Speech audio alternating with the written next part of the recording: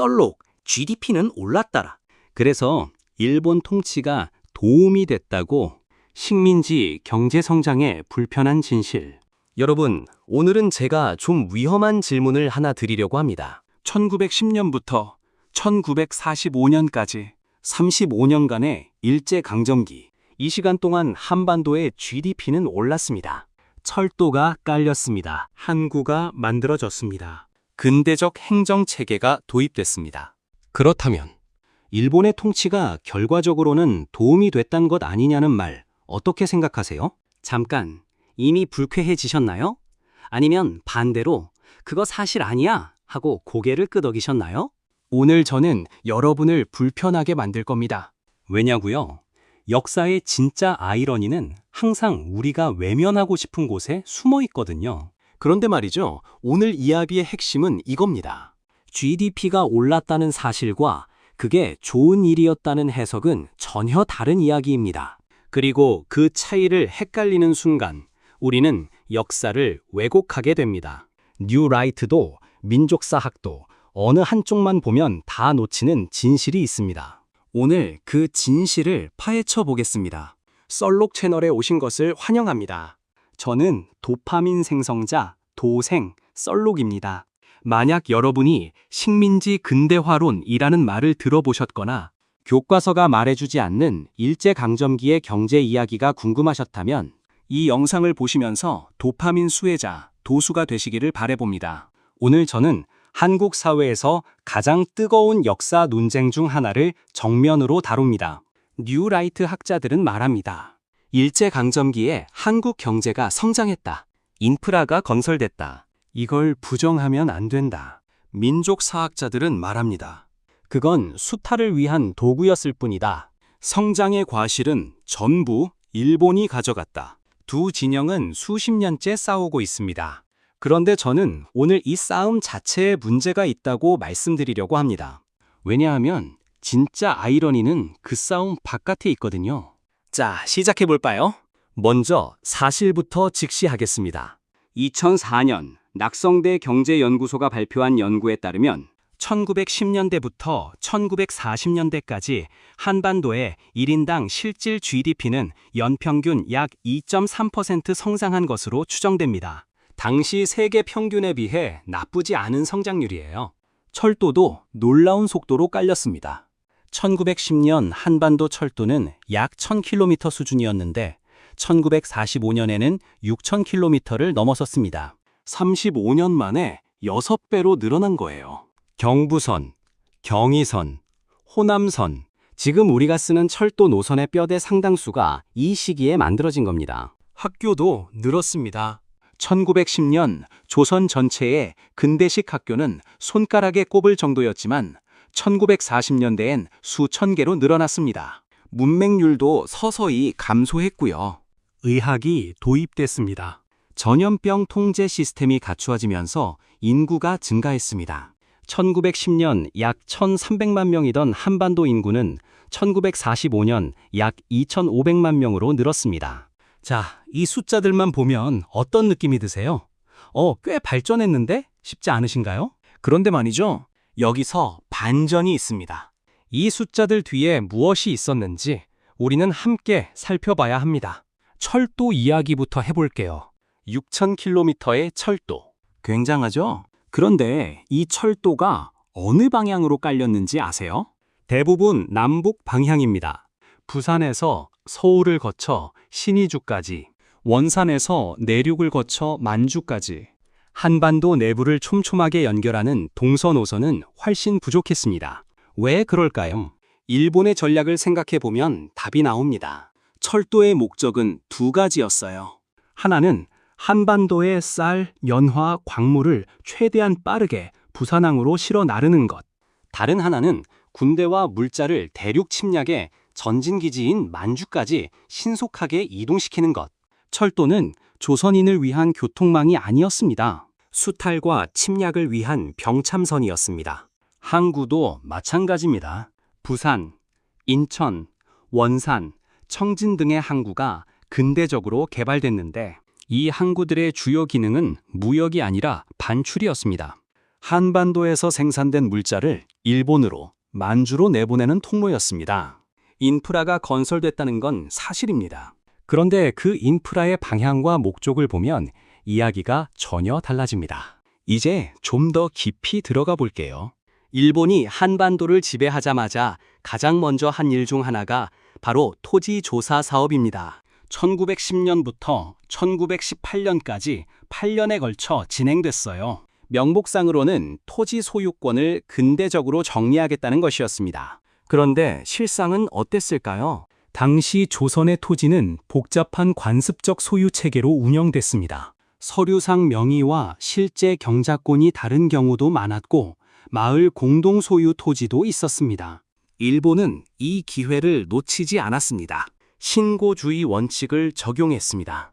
기한 내에 토지 소유권을 신고하라라고 했는데 한자로 된 복잡한 서류 작성법을 모르는 농민들, 신고 절차 자체를 이해하지 못한 사람들, 국유지라고 생각해서 신고하지 않은 마을 공유지, 이 모든 것이 신고 기한을 넘기면서 조선 총독부 소유로 편입됐습니다. 이렇게 조선 총독부가 차지한 땅이 전체 농지의 상당 부분이었습니다. 이 땅은 나중에 동양 척식 주식회사 같은 일본 기업들에게 헐값에 넘어갔고 일본인 대지주들의 소유가 됩니다. 결과적으로 많은 조선 농민들이 어떻게 됐을까요? 자신이 대대로 경작하던 땅에서 소작농으로 전락했습니다. 지주에게 수확량의 50에서 70%를 소작료로 내야 했습니다. GDP는 올랐습니다. 그런데 그 GDP의 열매는 누가 따갔을까요? 1930년대 들어서 한반도는 빠르게 공업화됩니다. 특히 북부 지역, 지금의 북한 지역을 중심으로요. 왜 북부냐고요? 중국과의 국경에 가깝고 수력 발전에 유리한 강과 산맥이 있었고 철과 석탄이 풍부했거든요. 일본은 이 지역에 거대한 군수중화학 공업단지를 만들었습니다. 흥남 질소비료공장, 압록강 수풍댐, 청진 제철소, 당시로서는 아시아 최대 규모의 시설들이 들어섰습니다. 공업 생산량 수치만 보면 눈이 휘둥그레질 정도입니다. 그런데 이 공업화를 누가 소유하고 누가 운영하고 이익은 어디로 갔을까요? 주요 공장의 소유주는 대부분 일본 대기업, 즉 재벌들이었습니다. 미쓰이, 미쓰비시, 닛산. 일본 최대 재벌들이 한반도 공업화의 주인공이었어요. 조선인 노동자들이 없었던 건 아닙니다. 수십만 명이 공장에서 일했습니다. 그런데 임금은요, 동일한 작업을 해도 일본인 노동자 임금의 절반 수준이었습니다. 관리자급 이상의 자리는 대부분 일본인이 차지했고 조선인이 승진할 수 있는 상한선이 사실상 존재했습니다. 공업화됐다는 건 사실입니다. 그런데 그 공업화가 조선인의 경제적 역량을 키웠느냐는 완전히 별개의 질문입니다. 여기서 또 뜨거운 논쟁이 하나 있습니다. 산미 증식 계획입니다. 1920년대 일본은 한반도에서 쌀 생산을 대폭 늘리는 정책을 펴니다. 수리 시설을 확충하고 품종을 개량하고 비료를 보급했습니다. 실제로 쌀 생산량은 크게 늘었습니다.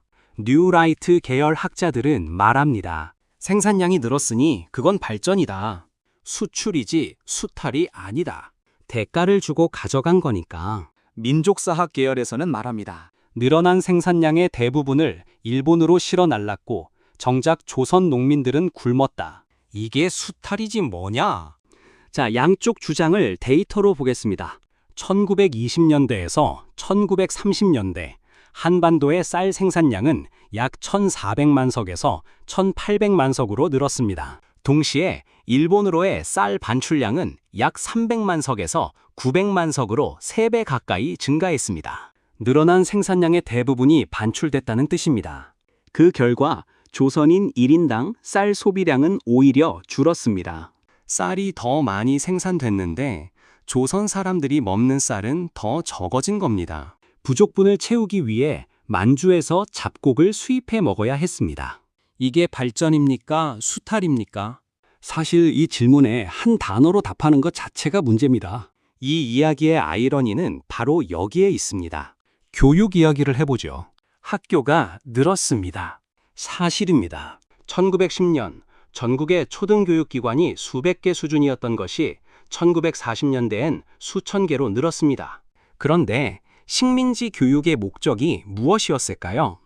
1938년 조선 총독부가 발표한 교육령을 보면 명확합니다. 환국신민, 즉 천황의 백성을 양성한다. 교육의 목표는 조선인을 일본에 충성하는 제국 신민으로 만드는 것이었습니다. 조선어 교육은 점점 줄었습니다. 1938년 조선어를 선택 과목으로 강등시켰고 1943년엔 학교에서 아예 폐지했습니다. 일본어만 써야 했습니다.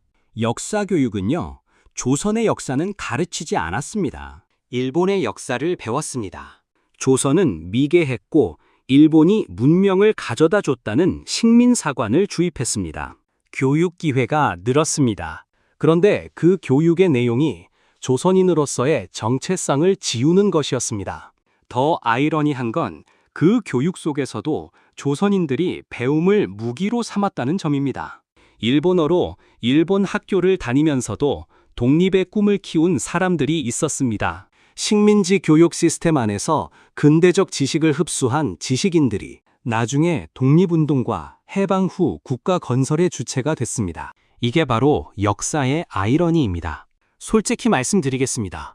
뉴라이트가 강조하는 식민지 근대화론의 핵심 주장, 일제강점기에 경제 성장이 있었다, 인프라가 깔렸다, 이것을 부정해서는 안 된다는 사실의 영역에서는 틀리지 않습니다.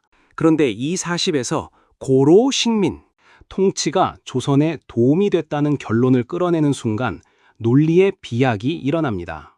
그건 마치 이렇게 말하는 것과 같습니다. 이 사람은 노예로 팔려가면서 강제로 수영을 배웠다. 수영 실력은 실제로 늘었다.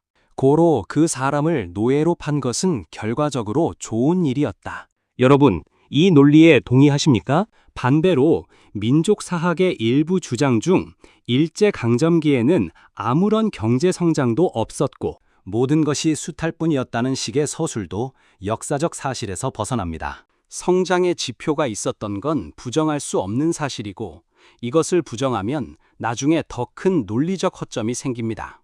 진짜 문제는 이겁니다. 식민지 경제 성장의 수혜자가 누구였냐는 질문에 제대로 답하지 않으면 성장이 있었냐 없었냐는 질문은 핵심을 놓치게 됩니다. 여기서 제가 가장 중요한 지점을 짚겠습니다. 뉴라이트 논리의 치명적 약점이 하나 있습니다. 비교 기준의 문제입니다. 일제강점기에 경제가 성장했다고 할 때 무엇과 비교한 거죠? 대개는 강점 이전의 조선과 비교합니다. 즉, 일본이 오기 전보다 나아졌다는 비교입니다. 그런데 이 비교에는 결정적 질문이 빠져 있습니다. 식민 지배가 없었다면 어땠을까? 당시 일본의 식민 지배를 받지 않은 독립도, 예를 들어 태국 시암은 어땠을까요?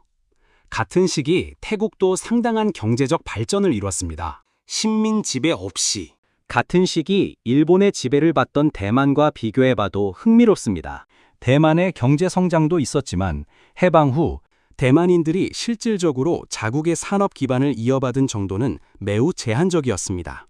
한국과 마찬가지로 기술과 자본과 관리 인력 대부분이 일본인이었기 때문에 해방과 동시에 빠져나갔거든요.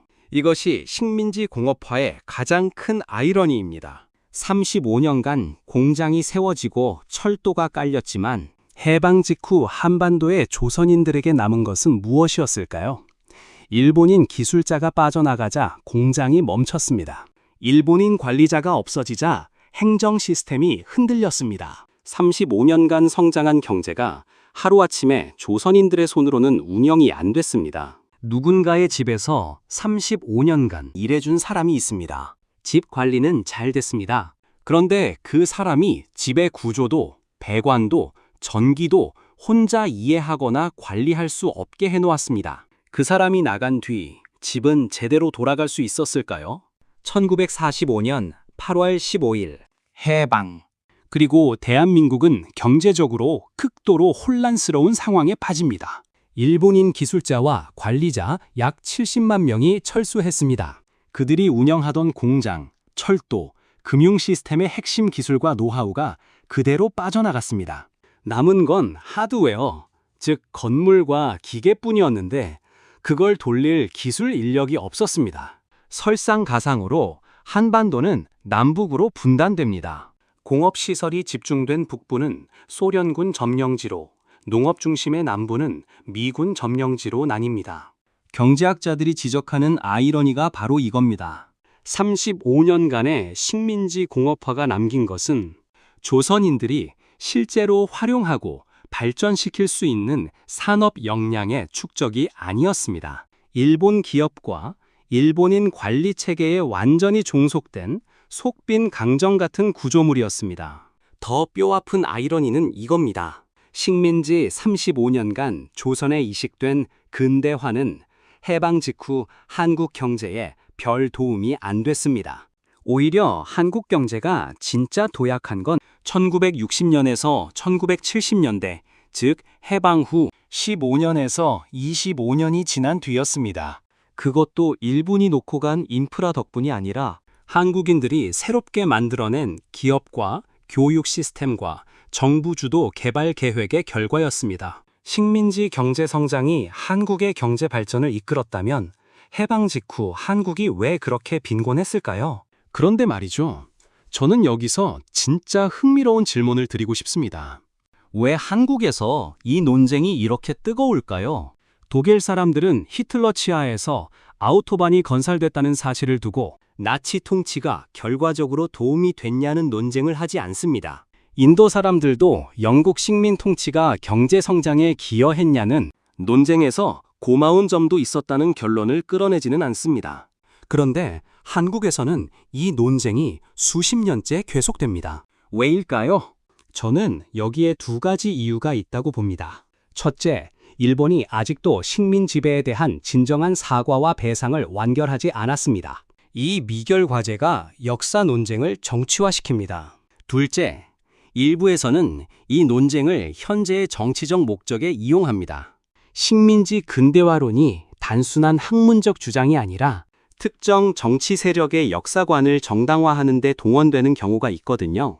그리고 바로 이것이 역사 논쟁을 왜곡시키는 진짜 아이러니입니다. 경제사학자들이 데이터를 들이고 학문적 논쟁을 하는 것과 그 데이터를 특정 정치적 목적을 위해 해석하는 것은 완전히 다른 일입니다. 뉴라이트 논쟁의 문제는 사실 발굴에 있는 것이 아니라 사실에서 끌어내는 정치적 의미 부여에 있습니다. 자, 정리할 시간입니다. 오늘 우리가 함께 살펴본 식민지 경제 성장의 아이러니를 한마디로 정리하면 이겁니다. 성장은 있었다. 그러나 그 성장은 조선인을 위한 것이 아니었다.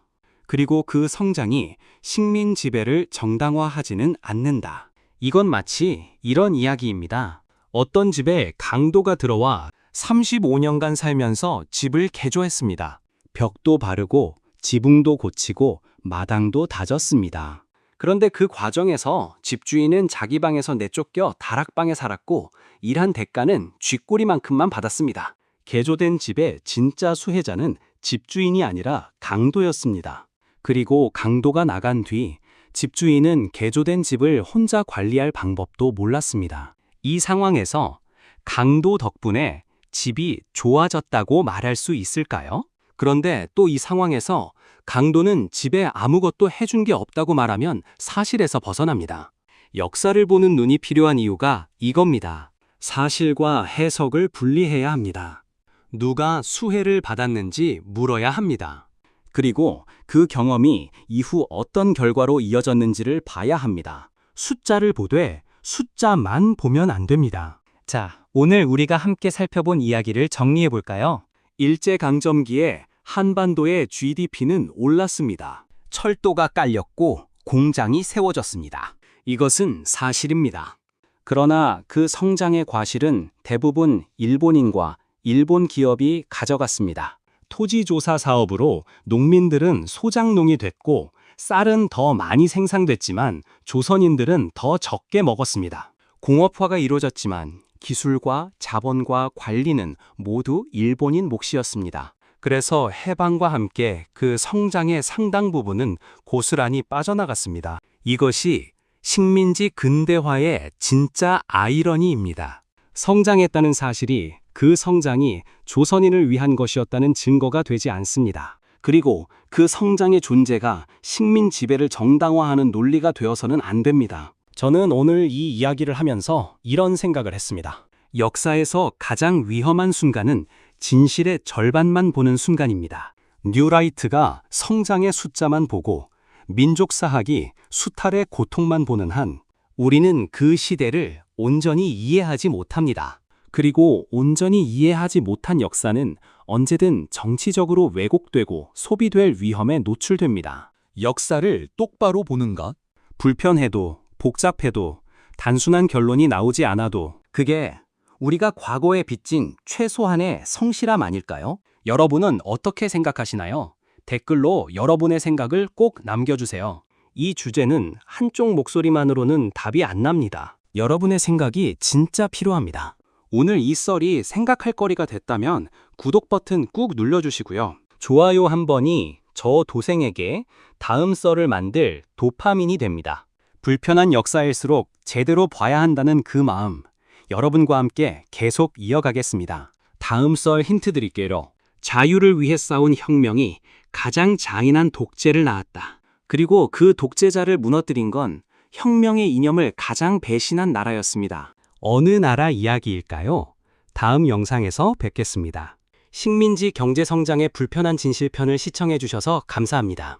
화면에 뜨는 다른 추천 영상들도 꼭 확인해보세요. 역사는 알수록 도파민이 터집니다.